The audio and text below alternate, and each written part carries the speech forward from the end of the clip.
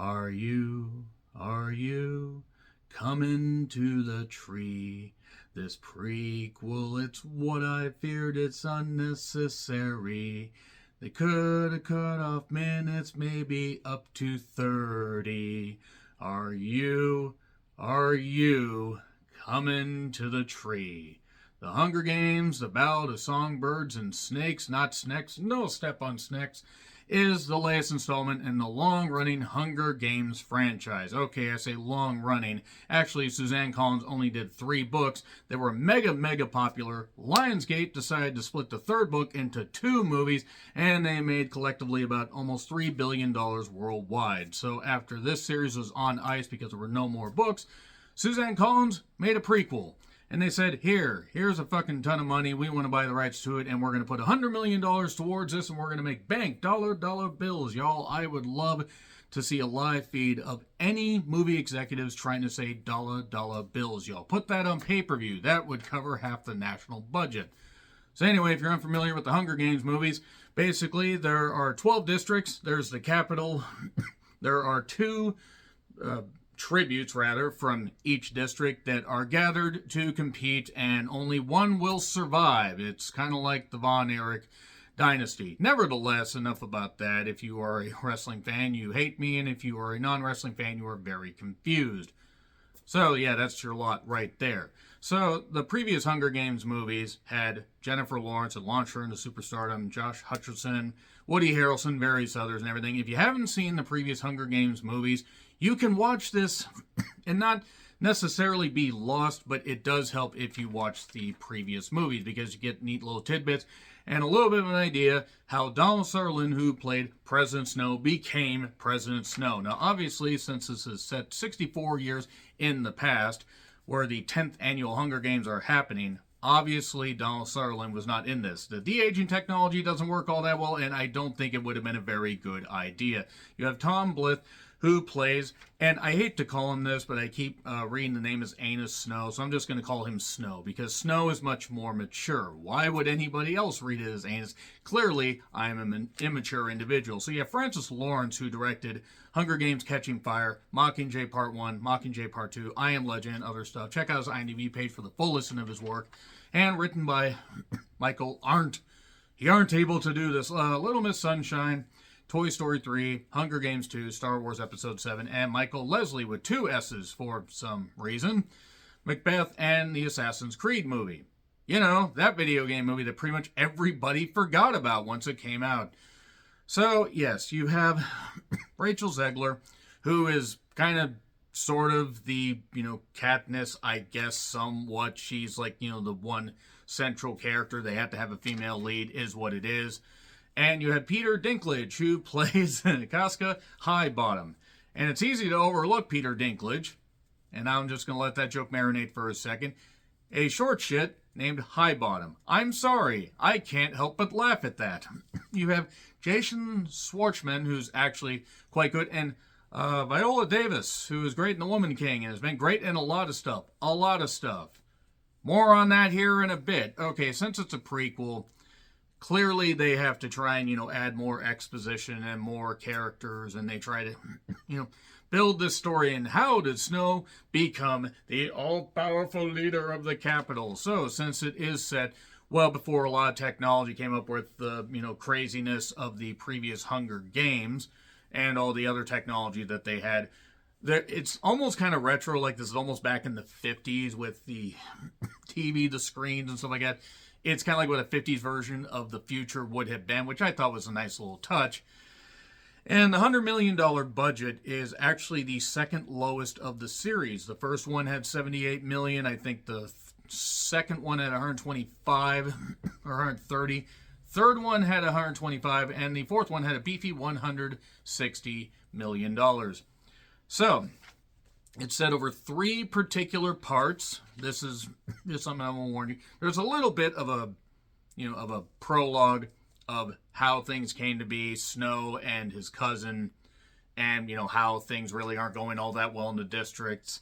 And then you have the mentor, you have the prize, you have the peacekeeper, or peacekeeper, not to be confused with the mid-90s, bombing movie. I'll just say that right there so I don't get flagged. But one line that I think appropriately describes this movie is that's what happens when you do stuff, because you get this. You get a Hunger Games prequel that basically has a bunch of one-note characters, heaps of exposition, and callbacks to the previous movies, and really it just all lands with a goddamn hollow thud. And then a resounding thud when they try to add drama. Am I making it clear how I felt about this movie? Because I loved the first one, or at least mostly liked it. The second one I really liked. The Mockingjay Part 1 and 2, I mean, there was like 1.25 rather, really good to great movies there among like 4.5 hours of stuff. This is the longest of the series. This is almost 2 hours and 40 fucking minutes. And I've never read the books. I don't know how accurate this is towards the book. But when I saw that Viola Davis is in this, okay, I'm totally goddamn in. I think I've seen Tom Blyth or Blythe, whatever. I don't know how to pronounce his name. I don't really care. I've seen him in a couple things. Rachel Zegler, either she can sing or somebody else can sing that's singing for her. There's a point where like her singing the Songbirds thing comes into play in this, and also, yes, there are snakes in this. Otherwise, it would be totally pointless to have it be the Ballad of Songbirds and Snakes. So yeah, we see that Snow is really trying to do right by his family, trying to earn money and trying to pick up the pieces after his father met an unfortunate end, and he's trying to do good. He makes suggestions for the Hunger Games. Peter Dinklage is his teacher. I thought there was a height requirement for professorship. Oh, okay, I'm just going to stop right there. He's a great actor. I'm sorry, and he will be history. He'll be history. I'm done making short jokes. So the Hunger Games aspect of this almost takes a back seat. It's more about Snow being the mentor of Lucy Gray, who is played by Rachel Zegler. Other than that, there really isn't much to this. Like, if you thought that the previous movies, like as far as like maybe the first two Hunger Games, but especially the first one, didn't really add a whole lot to the other tributes and just focused on a couple, and it at least gave something to the to the main characters. Oh ho ho! You don't even get that with this one. You get a lot of shit that really doesn't. It really doesn't matter. It has the emotional depth of, oh, I don't know, a goddamn spoonful of water.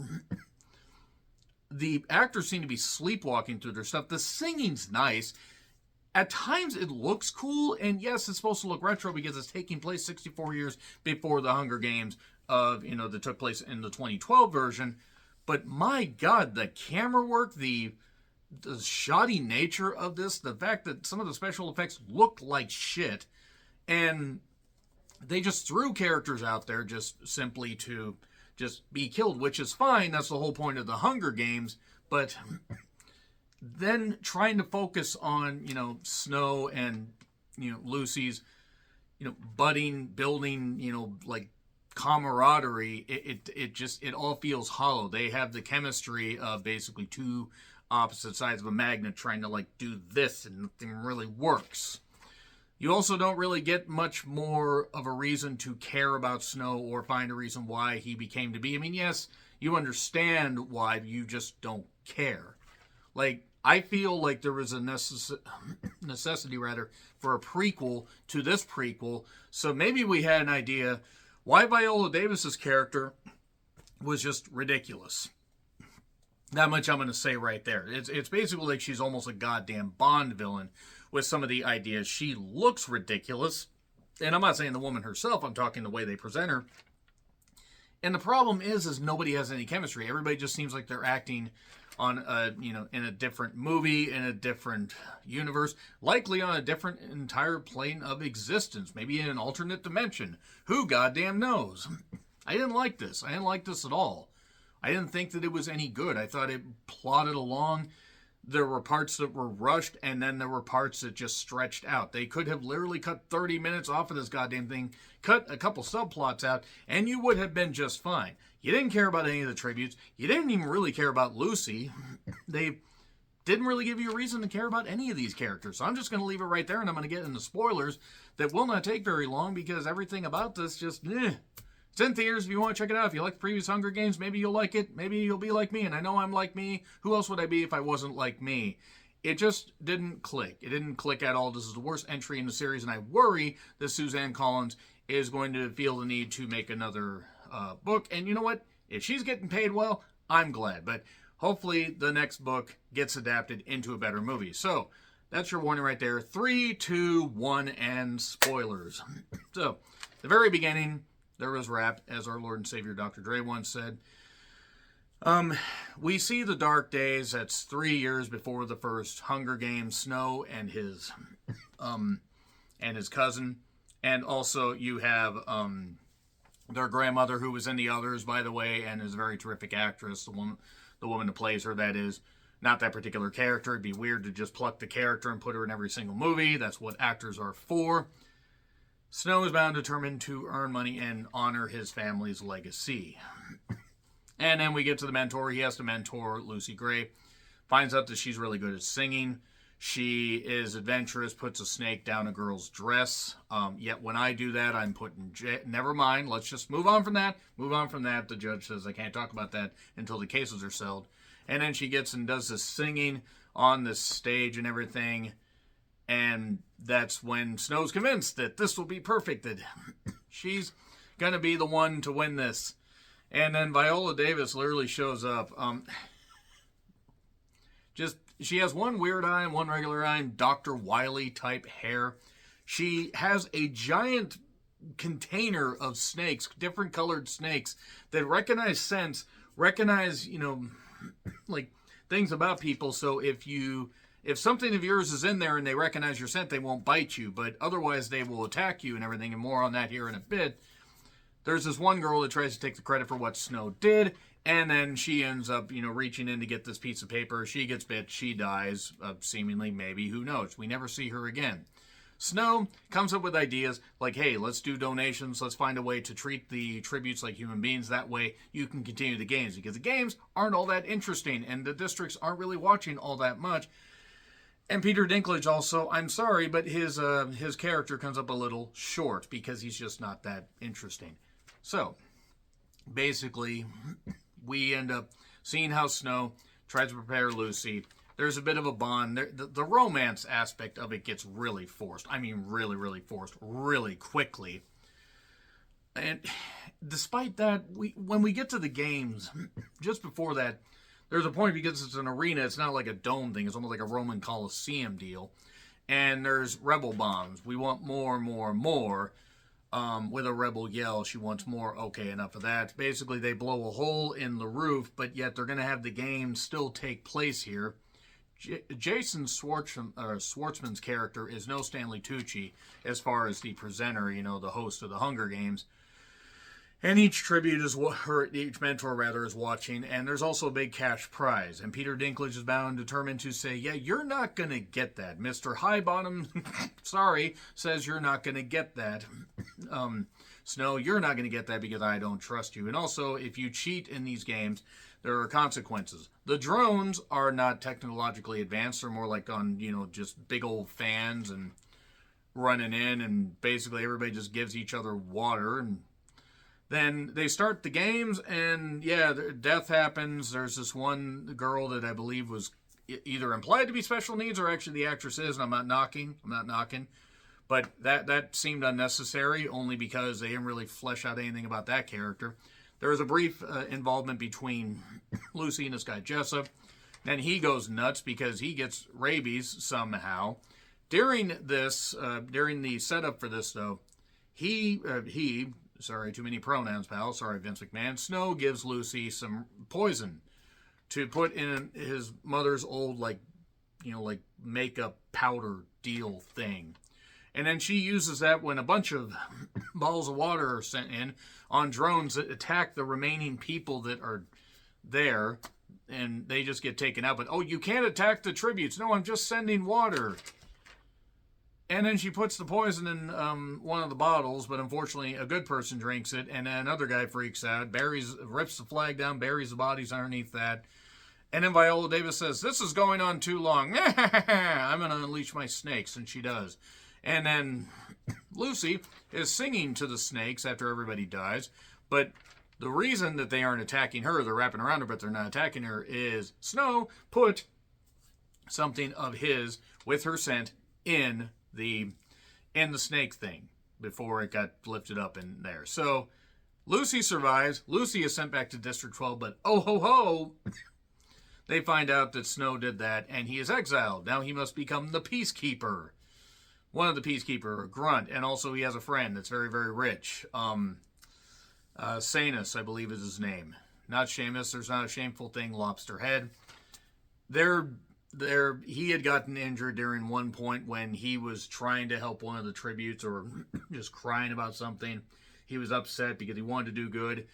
And then Snow ended up having to kill one of the tributes that tried to attack him when they tried to bust out of this one little turnstile gate thing. That's how technologically unadvanced this whole thing was.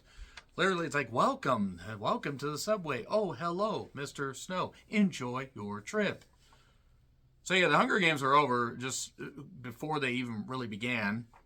None of the characters meant anything. And then we get about a 45-minute, seemingly an epilogue of Snow as a peacekeeper, making romance and nice with Lucy. And then there's this idea of a rebellion with Snow's friend that's going to do this stuff. Lucy's performing and doing all this stuff. And then suddenly it turns out that Snow's friend, oh no, Sanus, he got taken by the Headless Horseman. No, he got taken for a fool. And there's going to be this resistance building up. And Snow ends up shooting the girl that Lucy put the snake down the dress of, and that was the mayor's daughter, and now they're going to be targeted. So Lucy and Snow take off for the north, and everything seems good, but then there's guns in this particular shack that they stop in. Now, earlier, she mentioned something about sweet potatoes, aka, I prefer the term Katniss, and all that stuff, all that stuff, with all the subtlety of, brick to the goddamn head, that's being hit right into your skull. Stuff about mockingjays. Mockingjays can, duplicate human voices. More on that here in a bit. And, Lucy ends up leading him to this particular area. It seems like they're all happy because they escaped, but no. I think Lucy betrayed him. Lucy betrayed him because she felt that she couldn't trust him or something, or Snow just snapped and shot at her at one point because she disappeared. This forest scene really looked like it was a goddamn set with just a little bit of a green screen. It didn't look realistic at all. And he is totally just 100% upset, and it turns out that he actually recorded his friend saying something, sent it to Viola Davis's character, and now he has been summoned to the Capitol, and he is going to study under her.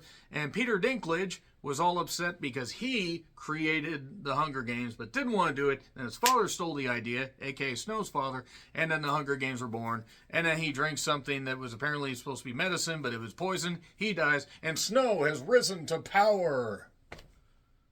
The things that we love destroy us, or words to that effect.